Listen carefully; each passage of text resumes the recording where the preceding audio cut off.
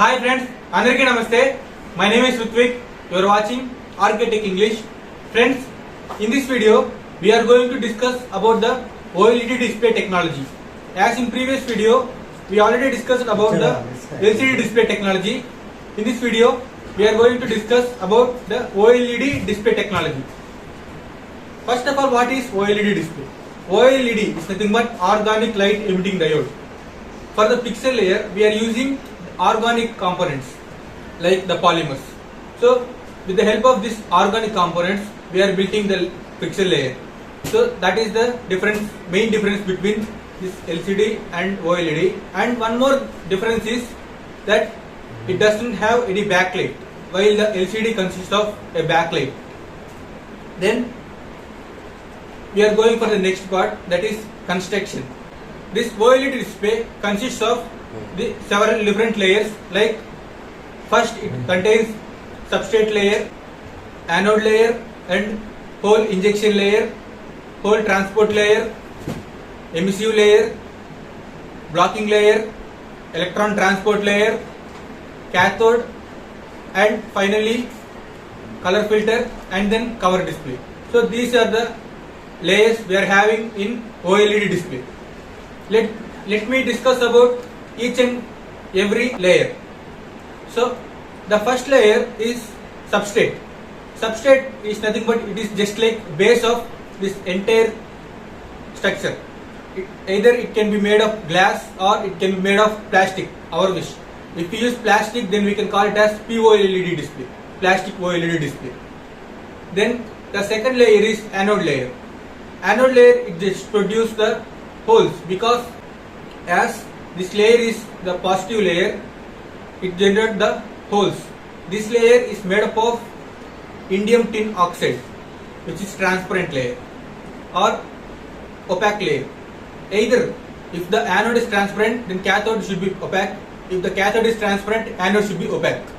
Likewise, the design will be there. And then the next layer is hole injection layer. Hole injection layer and hole transport layer both will do the same operation. Like they will send the holes from this anode layer to the emissive layer effectively. Then the next layer is emissive layer. It is the layer where holes and electrons will get recombined. Then coming from the top, we have cathode. Cathode is nothing but the negative charge layer.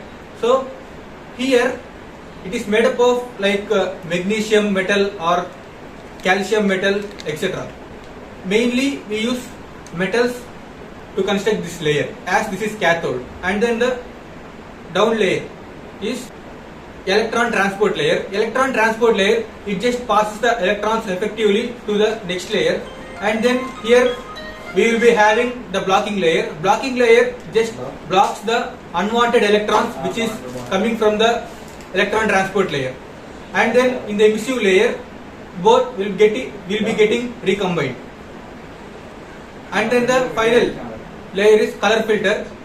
Color filter, it has mainly three colors: R, G and B, red, green and blue color. So these three colors are available for each and every pixel. So based on this, we will be getting the final color as output. And then the final layer is cover display. This cover display is the top layer which we are seeing with our eyes. I have forgotten to say one thing, that these layers like hole injection layer, hole transport layer and emissive layer, blocking layer and this electron transport layer, these layers all comes under organic layer. Combinedly we can call all these layers as organic layer. So this is the layer where we contain pixels. These are nothing but the pixel layer. The pixel layer consists of these all layers, these 5 layers. Now we will go for the working of this OLED display. As we all know, it consists of these several layers. When we apply voltage in between this cathode and anode layer, the holes which are generated from the anode layer passes to this emissive layer through the two layers. Those layers are hole injection layer and hole transport layer. Actually, the work of these two layers are quite similar, like they are just passing these holes effectively to the emissive layer without any resistance. And then from the top, the cathode layer, as it produced the electrons are coming from cathode layer to the next layer. Here at cathode layer, the electrons are produced, so these electrons comes down to the electron transport layer. Here what will be happen, this transport layer will pass these electrons effectively, and then blocking layer. Here blocking layer will block the extra amount of electrons that is coming from the electron transport layer. Sometimes we may use blocking layer, or in some cases we may not use this blocking layer. And then emissive layer.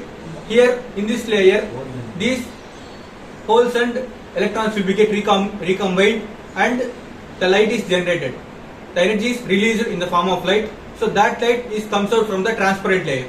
Like if we use cathode as transparent layer, so from the cathode the light will be coming out. Or else if we use anode as transparent layer, the light will be coming out from the anode layer. Let's suppose we take cathode as transparent layer here. So the light which was emitted by this recombination will be coming out from the cathode layer. So after coming out, we have color filter. So color filter, what it will do, as it has 3 colors for each and every pixel. For each and every pixel, it contains red color, it contains green color, it contains blue color. So this pixel layer is at the back end of this color filter. So what will be happen here, when light comes out from the cathode layer, we will be having color filter. So in the color filter, as it contains 3 colors for each and every pixel, red, green and blue. One subpixel is at the back of red color, and one subpixel is at the back of green color, one subpixel is at the back of blue color. Likewise, in front of each and every subpixel there will be a color. So according to the light intensities which we are adjusting at the emissive layer, here we will be getting the combination of this color as output, and this output we will be seeing on our screen. So this is the concept of this OLED display. And then there are 2 more displays we already know, AMOLED and PMOLED. The main difference between this normal OLED displays and this PMOLED AMOLED displays are nothing but the TFT array. TFT array is nothing but thin film transistor array.